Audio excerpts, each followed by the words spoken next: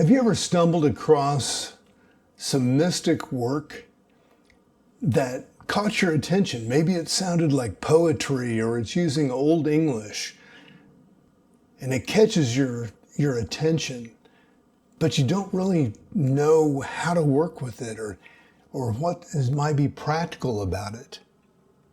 Well, let me try to break that down into some practical tools for you here today. I'm Roach, Mark Roach. I try to help people find out what's unique about themselves, look deep within inside, and help people enjoy their life, enrich their life, perhaps by considering a different perspective than they may have ever imagined. So I'm going to share today some work from Maurice Nicoll that he developed while he was working with Gurdjieff back in 1950.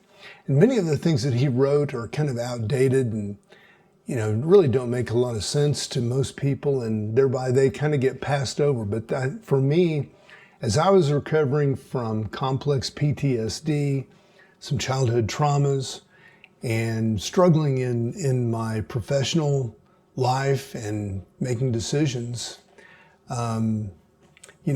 I found this work to be very helpful. So let me share some of the morsels that I walked away from in helping me, especially over the past 10 years. So this is the original text that I'm going to read, just a few sentences from the original version, and then I'll come back and share a revised, updated, and hopefully more relevant version for you to examine. This is from volume 4 of Maurice Nicoll's. Okay, it says, one of the first things we have to understand in working on ourselves is that we have 3 centers: intellectual, emotional, and physical.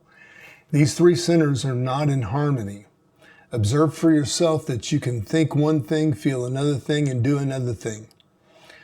What you do is through the moving center. Unless you can understand that this apparent contradiction belongs to your composition, you will always be in a muddle. The next thing to understand about yourself is that you are not one person, but many different eyes that inhabit different centers. You have eyes in the intellectual center, eyes in emotional center, eyes in the moving center, and eyes in instinctive center. Remember, we have eyes in us that may destroy our lives. The difficulty is that nearly everyone takes himself as one unvarying person and cannot, through self-observation, see that this one unvarying person that we take ourselves as is a pure fiction, and it is called the imaginary I. If you cannot break yourself up, first of all, into 3 centers and then into many different eyes through self-observation, you cannot do this work. If you identify with your feeling of I, with all these different ever-changing eyes, you will have to justify yourself a lot to maintain this fiction of your being one permanent and unchanging I. You have to be able to realize and acknowledge that your rage is not you, that your depression is not you, that your jealousy, your negative state is not you. Everything that is to do with negative emotions is to do with hell.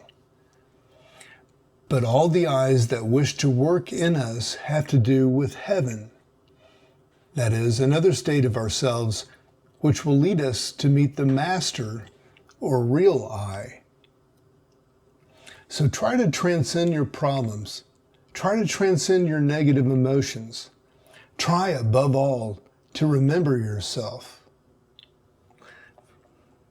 Every act of not being identified saves energy and insulates you from the effects of life. So those were some key phrases that I underlined in Maurice Nicoll's Psychological Commentary, Volume 4.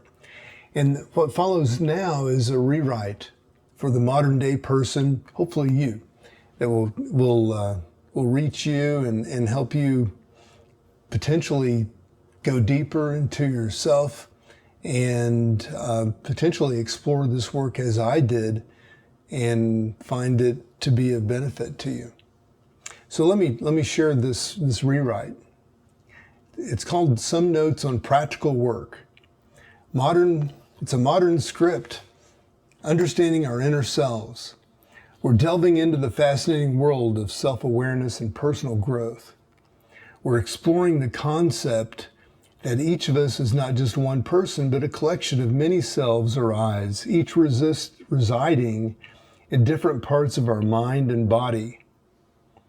Understanding our centers. First, let's look about the three main centers that govern our actions and thoughts: the intellectual, emotional, and physical centers.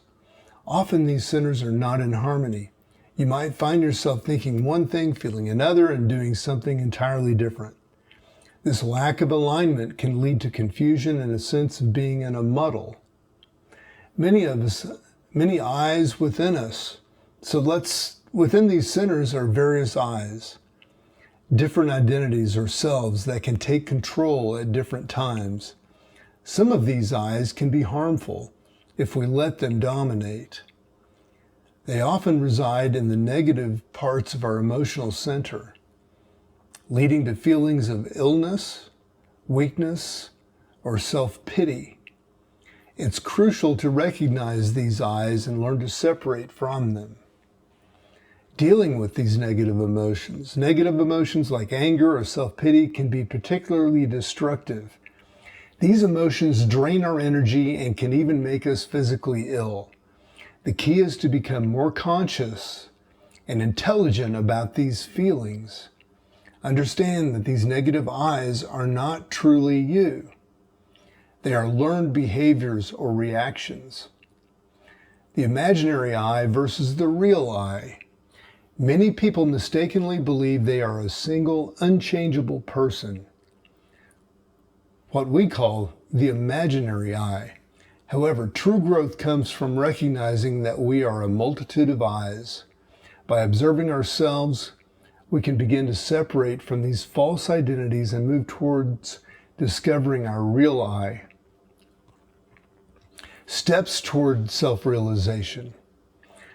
Number 1, self-observation. Start by observing your thoughts and actions without judgment. 2, identify negative I's.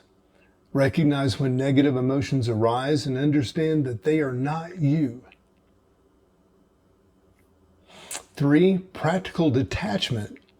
Learn to say, "This is not I," when faced with negative states.